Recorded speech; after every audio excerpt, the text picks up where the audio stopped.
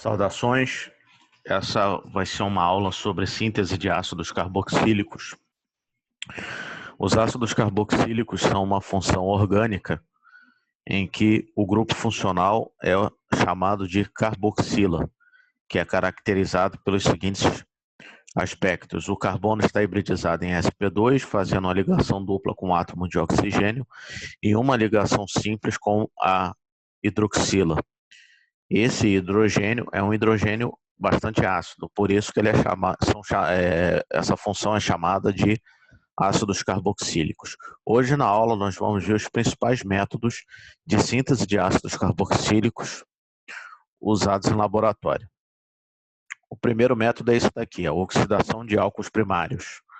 Quando você tem um álcool primário e você reage com permanganato de potássio ou de cromato de potássio, ou seja,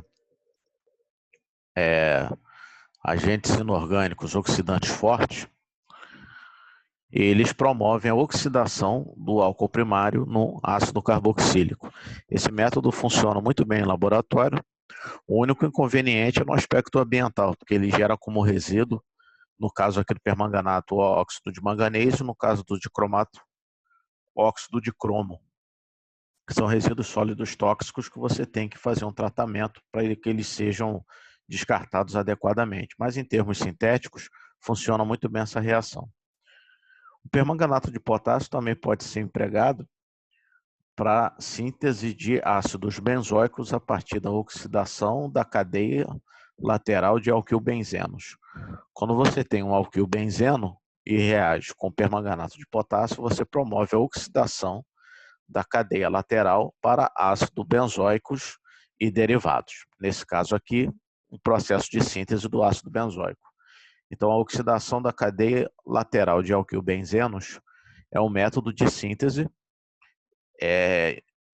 útil para quando você deseja preparar ácidos benzoicos e derivados. Outro método oxidativo é a ozonólise de alcinos. Quando você tem um alcino e reage com ozônio, você promove a quebra oxidativa da ligação tripla, gerando duas moléculas de ácidos carboxílicos. Quando R1 é igual a R2, você vai ter o mesmo ácido formado. Então, quando você escolhe esse método para ser o seu método de síntese de ácidos carboxílicos, para que você não tenha que separar os compostos, o ideal é que você escolha um alcino que seja simétrico, que R1 seja igual a R2. Uma outra reação, agora não oxidativa, mas uma reação até bastante simples, é a carbonatação de organometálicos, ou seja, quando você tem uma solução de organometálicos, no caso aqui, organomagnésio ou reagente de Grignard, ou organolítio, e você passa por essa solução um fluxo de gás carbônico, CO2, você promove a carbonatação desse reagente de Grignard. E aí, com a neutralização do meio, você obtém um ácido carboxílico. Essa ligação carbono-metal, ela tem caráter iônico. Então, o carbono no organometálico, ele é considerado um carbânion e por isso ele tem características básicas e nucleofílicas.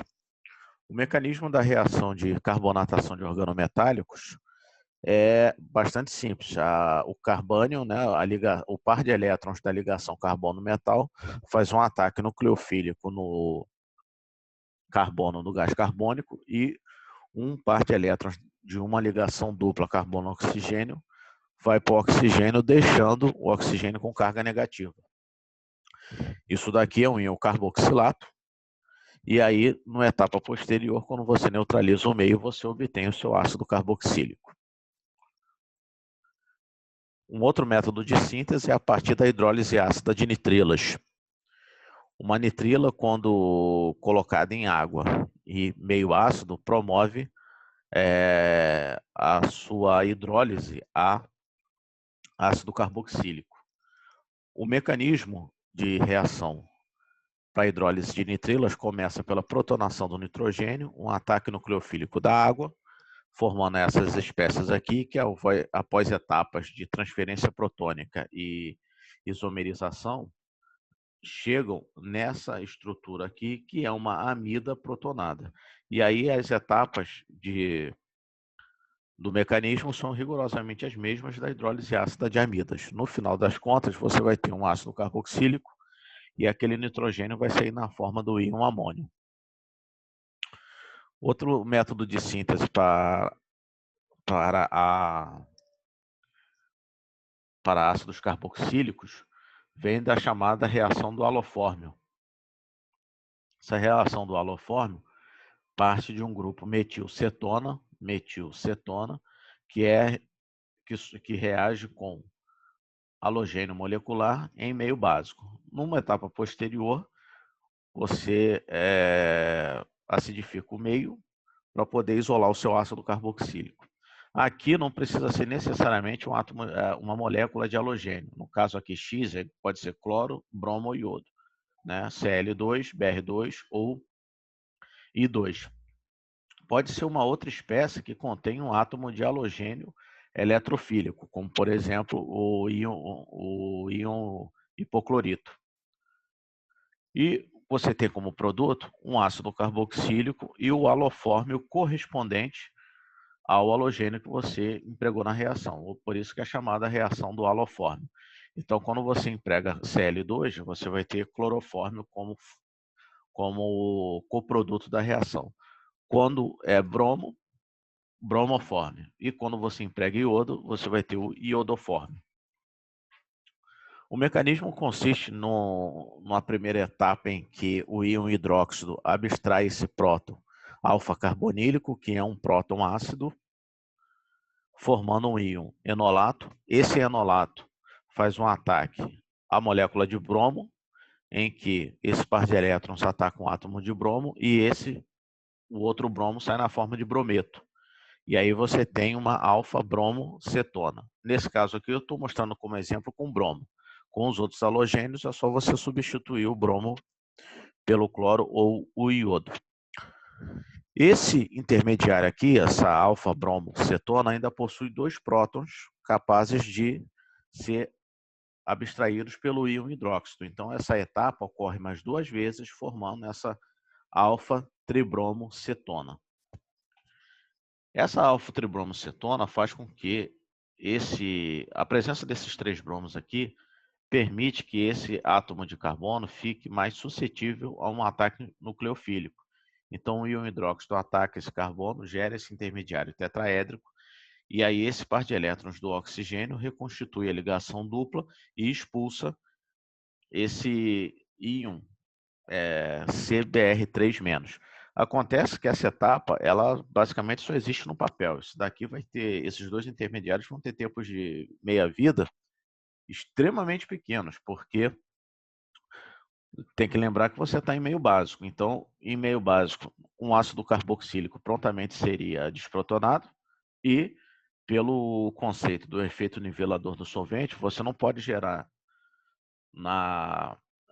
em água uma base mais forte que o íon hidróxido, que é o caso do íon CBr3. Então, essa etapa só existe no papel. Ela vai ser prontamente...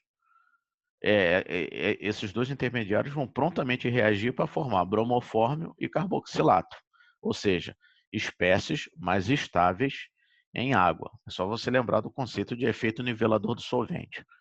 Aqui eu tenho um ácido mais forte do que a água e tenho uma base mais forte que o íon hidróxido.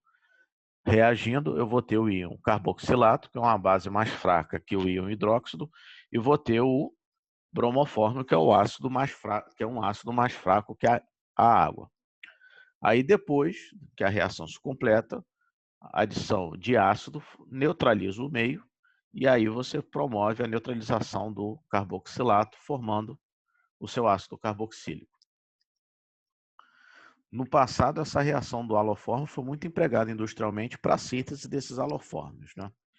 Bom, esses são os principais métodos de síntese que essa aula que foi o assunto dessa aula. Nas próximas aulas vou falar de outros métodos de síntese, mas aí mais voltados para química industrial. Saudações.